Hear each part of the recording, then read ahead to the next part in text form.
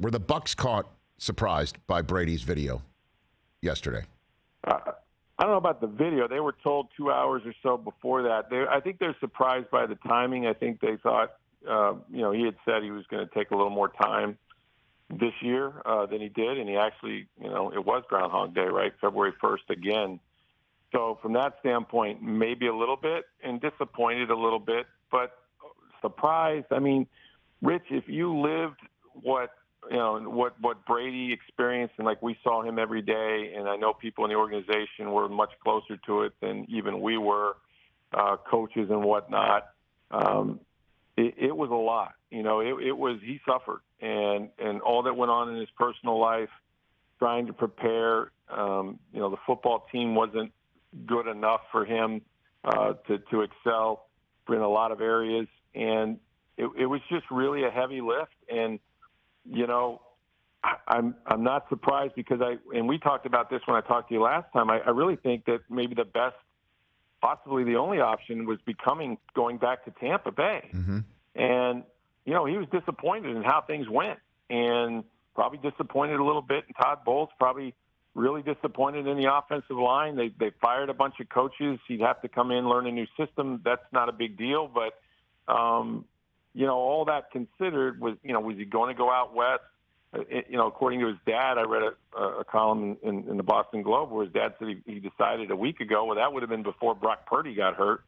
I obviously didn't change his mind. So, it seemed like he was sort of running out of options, and it was just a really, really hard year for him. So I'm happy if he's happy with his decision. It doesn't surprise me. People around him, mm-hmm. and I had written this, really thought he was going to play. They thought it was very likely he would play again. So do we know what caused him to sit on the dune and flip the phone around and hit send on the video? Do we know at all, Rick? What do you think? No, I'd love to be the person that was watching Tom Brady, walking by. Hey, remember that day we saw him out? Yeah, he was actually retiring that day. That's right. I was saying it's like some 75-year-old former teacher from New York who moved down there with his metal detector looking for some precious metals, and oh my goodness, look who this is. Could be one of those. Look like one take to me. I don't know. Yeah, no.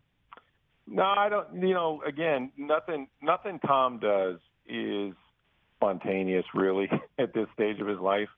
And I love the way he did it. I love that it was simple and less than a minute, and he let himself get emotional and into his feelings a little bit so we could see that. But I don't know that there was an actual tipping point, so to speak. I just think that probably Rich, he probably was headed that way during the season. You know what I'm saying? I'll never go. I mean, you go back to the scene after the Ravens game. Yep. They lost 2 games in 4 days, and they were 3-5. And honest to goodness, felt for the guy. I mean, he sat there literally in full uniform with his head between his legs and not talking, not acknowledging anybody. Blaine Gabbert was sitting there trying to talk to him, and didn't get up for 20, 25 minutes. And then, the next day his divorce was final. He announced his divorce, and so. That was the low point. He certainly bounced back from that. When you saw the weight loss, you saw so much stress on this guy, and he battled, man. He just battled, and he got him in there. He got him back in the playoffs. This has been a magical run in Tampa. He said he wouldn't change anything. I think there's some things he definitely would change, especially in the last year. But what are those? I think we have to. What are those, Rick? Well, I think he would. I think he would probably want a better football team, and I don't listen. I'm not blaming those guys. I mean, I think Jason Light did whatever Tom sort of wanted him to do, but once Ryan Jensen went down, that took a huge bite out of their offensive line, and then you had the retirement of Ali Marpet. And listen, think about the teams he played for here in Tampa, but the ones he wound up playing with last year, no Gronk, no Antonio, no AB, no Antonio Brown. I mean, regardless of his, insanity at the end there, he was a hell of a player. No Ali Marpet. You can go down the line. They lost Alex Cappa to free agency. I mean, there's a lot of things that occurred and that football team was not very good. And so I think he might have, misjudged what they were building.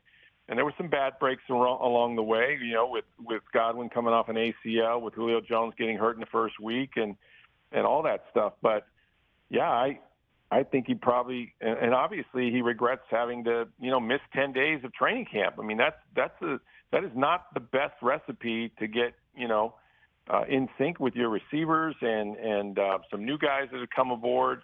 And it's just not the way Tom Brady works. It's just not the way he's prepared. So I think all of that is probably something he would change. Tampa Bay Times, Rick Stroud, right here on the Rich Eisen Show. Let's start turning the page here. Him retiring as a Buck. I know, Robert Kraft went on CNN today saying, I'd love to have him sign a one-day with New England. Normally that sort of formality is just done and written off, but there's some serious cap ramifications, right? Like let's talk about the unwinding of the Brady relationship in Tampa. What's the scoop there, Rick? Well, I think there's a process at some point.